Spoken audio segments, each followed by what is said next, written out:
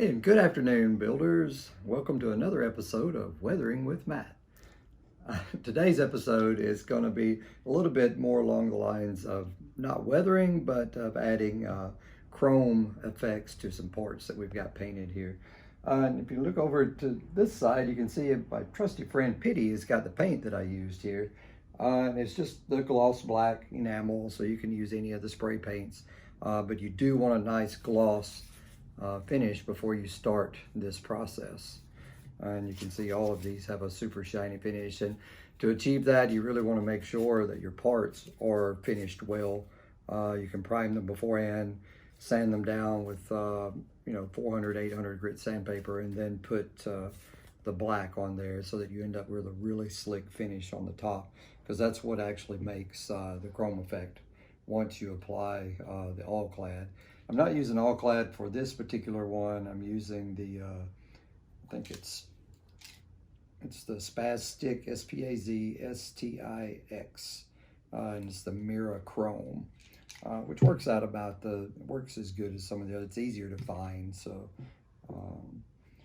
And then, of course, I'm using an airbrush to apply the product. So we shall begin. One thing to remember when using this stuff is to make sure that you shake it up really well. Whoa, that's crazy. Shake it up before you pour it in the gun, and whenever you pour it in, only pour what you're going to use in the first couple of minutes, because the flakes will actually settle and you'll start losing the effect. And of course we can't get it open now. I would like to mention, I think Gordon Tarpley is where I got the idea for some of this stuff. Really, he's got a lot of good, awesome videos out there, so go check out some of his videos too. So I'll pour in a small amount. Put some glasses on so I can see. And then I've got the paint set to a really low pressure. And just apply this very lightly.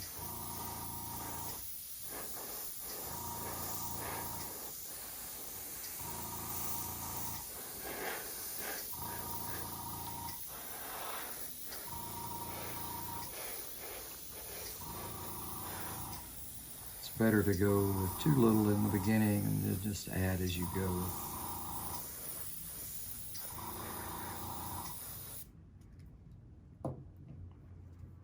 So now you've just got a really light coat, and you're seeing more of the black reflection of the paint underneath than you are the silver flakes.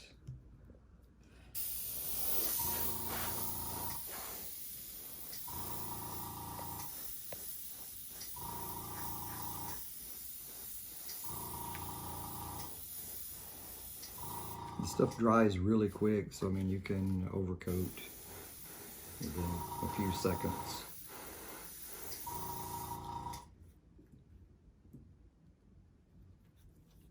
And then you've got that point there, so then I'll test it out on this section to make sure that it's dry. And then you can take a microfiber cloth, and the stuff applies so finely that it almost creates a little dust layer on top. So I always find that wiping it off kind of during the process lets you know if you went too dark, because you'll think that you need to apply it a lot thicker because you're seeing the overspray. But then once you wipe that overspray off, you get a part that has a really good shine to it. I don't know if you can see that on camera. We'll check it out afterwards and see. But I don't know if you can get it in the light and see it any better.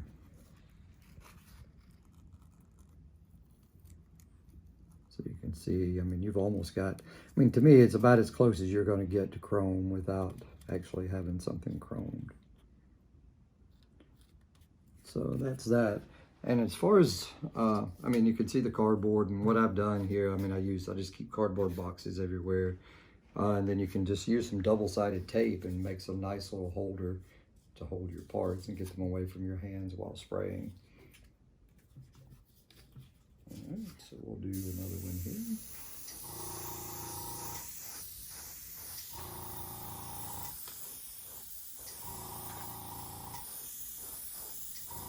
Again, just very light coats, low pressure.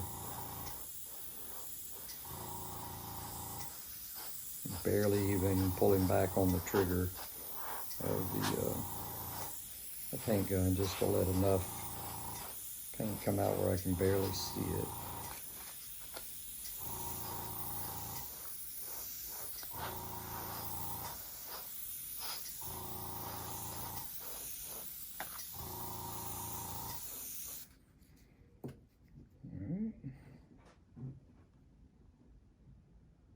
Need a paintbrush, a paint holder.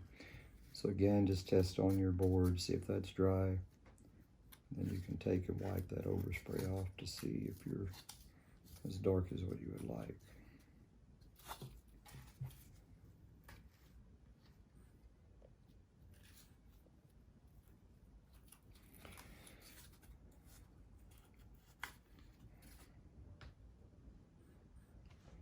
You can also, another thing about this, I mean, it's different than most paints because you can actually, the more you handle this, you can actually rub the paint off.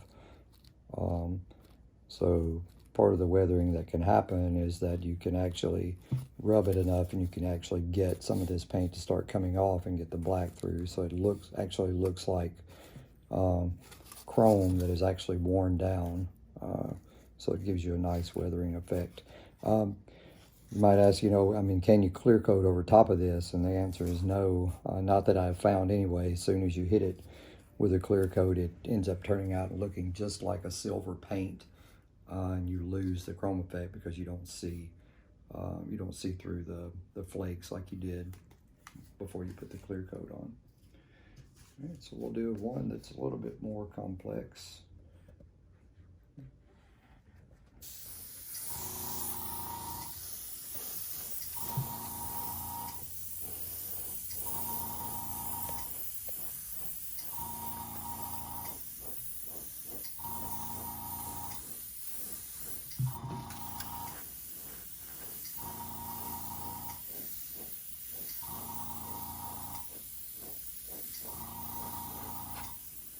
You could even choose to, like at this point, you've kind of got like a black chrome effect.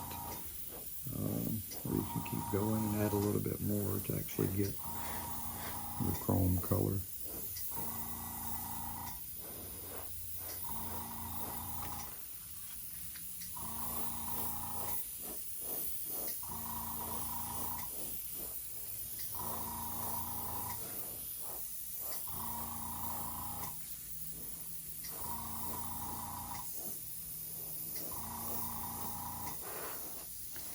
A lot harder to get into the cracks of this, but that's kind of good in some ways because it adds detail to the lines.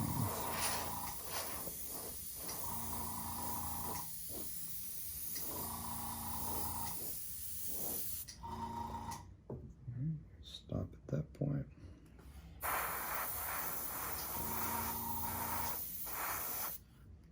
Give me something to test.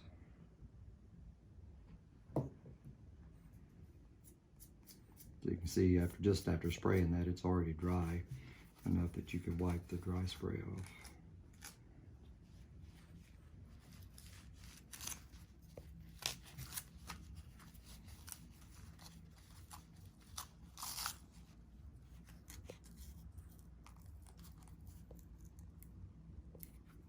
You can see a couple of spots I could do a little more.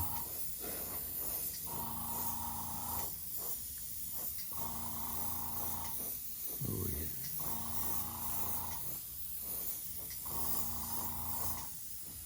Happy Chrome Greebly. If that's how we say it. I wonder how we say it. Greeblies, Greebles. That's how a country boy says it.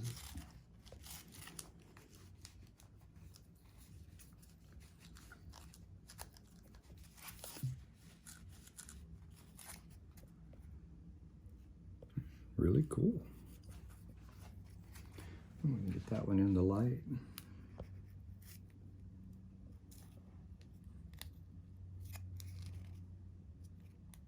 Very nice. All right, really happy with those. So that's how I've been applying chrome to the parts I have.